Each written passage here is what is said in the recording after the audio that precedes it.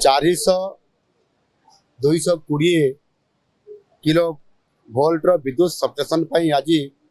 शिलान्यास करागला एवं ये शिलान्यास कार्यक्रम रे आज आमर उपमुख्यमंत्री माननीय केबीजी एवं माननीय सांसद अनंत नायक माननीय चंपर विधायक सनातन महाकूट एवं जिला योजना बोर्ड अध्यक्ष तथा तेलकुर विधायक उपस्थित थी आज कार्यक्रम रे थिले। आज जो ग्रिड सबस्टेशन एठी शिलान्यास करागला ये आगामी दिन में केन्दुझर जिला को एवं ता सहित सुंदरगढ़ एवं मयूरभंज जिलार रायरंगपुर अंचल को मध्य संपूर्ण भाव में ग्रिड सबस्टेशन माध्यम पावर को संजोग करा जाई परिबो। एथिपाई 1647 कोटी टंका ये बजेट रे तार व्यवस्था मध्य करा जाइछि एवं ता सहित मध्य 220 केवी रो जो आमर सबस्टेशन गुड़िक अच्छी जोड़ारे बड़बिल रे पलासपंगा रे तुरुमुंगा रे एवं तेलकुई रे मध्य ये संपूर्ण भाव में ये सराबराह को संपूर्ण भाव में कंप्लीट करा जिवो। आउ एथिरे गुणात्मक मानर विद्युत सेवा सहित एथिरे लोकन को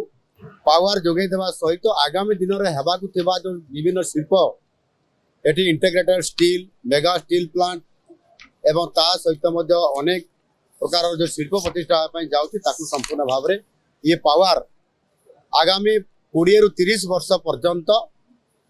संपूर्ण भाव में ये अंचल को जोगई देव एवं विशेष करके एथिरे बड़बिल कोईडा तुरुमुंगा एवं मयूरभंज रायरंगपुर पर्यंत ये जो आमर ग्रिड सबस्टेशन हम से 200 केवी 220 केवी ट्रांसमिशन लाइन मध्य संजोग करा जिवो जहाँ फल कि ये समस्यार गोटे बड़ समाधान ओडिशार उत्तरांचल ये कम करा जाउछि एवं आम केन्दुझर जिले में विशेष करी अपर केन्दुझर सदर ब्लॉक झुंपरा ब्लॉक जोड़ा ब्लॉक एवं बड़बिल अंचल एवं तेलकुई अंचल ये अंचल गुड़िया मध्य एथिरे प्राय 7 लाख रु अधिक उपभोक्ता उपकृत हो पारिबो एवं यह संपूर्ण भाव में गुणात्मक मानर विद्युत दिज्व एवं से पावर कट ऑफ हेब नहीं लो वोल्टेज रहिबो नहीं आउ संपूर्ण भाव में प्रत्येक समय कौन सी समय पावर कट ऑफ हो गला कोई झड़ बात्यार मध्य तुरंत ताकू कनेक्टिंग करिवार व्यवस्था अच्छी एवं आउ गोटे बड़ कथा होची जे आम सरकार एबे ये जो विद्युत रो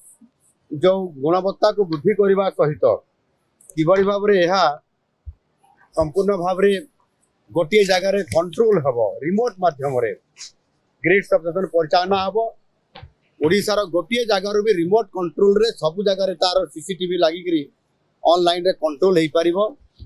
डिजिटल हो पार ताहा आमे करूछंती या भारत वर्ष रे प्रथम थर करी आमे करिया पई जाउछंती एटा गोटे निश्चित भाव आगामी दिन में विद्युत क्षेत्र में गोटे बहुत बड़ ऐतिहासिक सफलता आम केन्दुझर को मिली आम लोकन को पावर जोगे देवा सहित बिजुली जोगे देवा सहित